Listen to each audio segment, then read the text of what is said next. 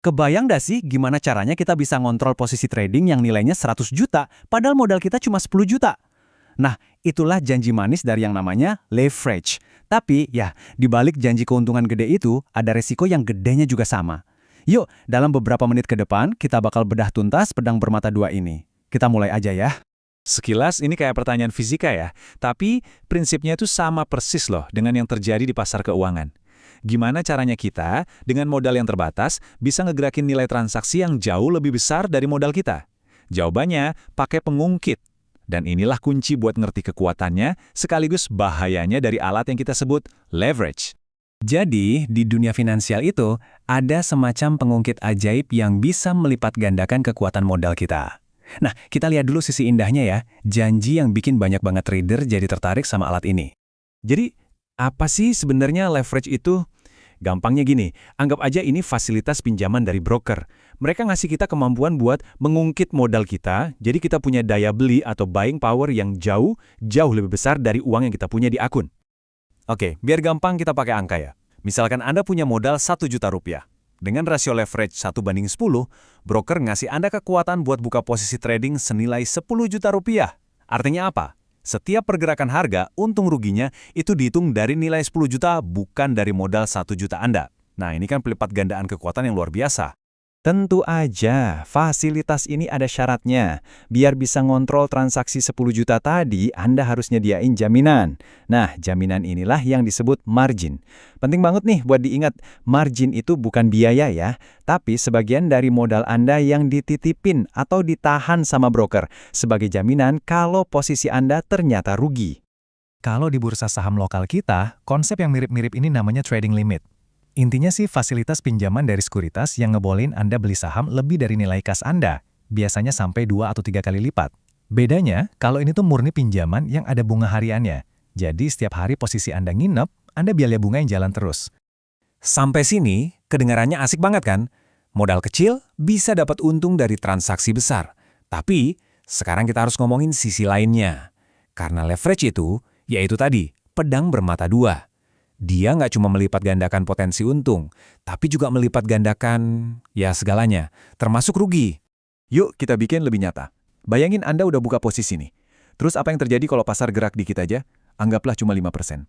Jawabannya bisa bikin kaget, tergantung Anda pakai pengungkit itu atau enggak. Coba kita bandingin langsung. Tanpa leverage, kalau harga naik 5%, ya untung Anda juga 5%. Simple. Tapi, dengan leverage 1:10, kenaikan 5% yang sama, itu bisa jadi keuntungan 50% dari modal awal Anda. Keren kan? Tapi disinilah sisi tajam pedang yang satunya muncul. Kalau harga turun 5%, ya udah artinya kerugian Anda juga 50%. Bayangin, setengah modal Anda bisa ludes cuma gara-gara pergerakan harga yang nggak seberapa.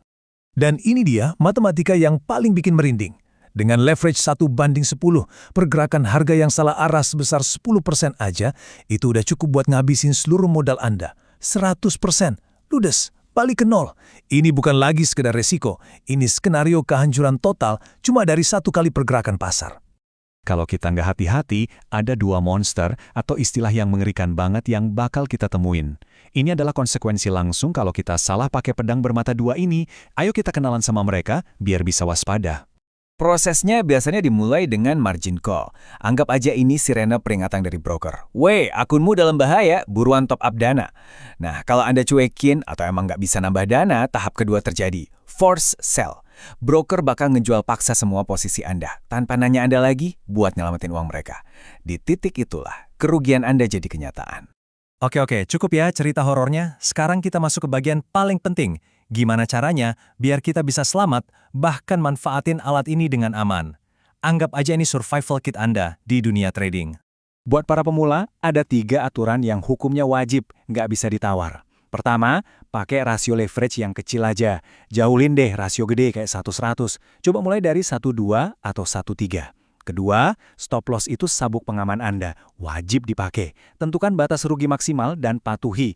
Ketiga, perhatiin biaya-biaya tersembunyi kayak biaya nginep atau rollover. Karena kalau didiemin, ini bisa diam-diam makanin keuntungan Anda. Nah, setelah kita lihat janji manisnya, resikonya yang ngeri, dan cara buat bertahan hidup, apa sih pelajaran utama yang bisa kita petik dari semua ini? Mari kita simpulkan dalam satu ide besar. Inilah hikmah terbesarnya. Leverage itu bukan tiket lotre bulat cepat kaya. Anggaplah ini sebagai alat untuk efisiensi modal. Maksudnya, Anda jadi bisa alokasiin modal ke beberapa posisi berbeda tanpa harus nyetor semua nilainya.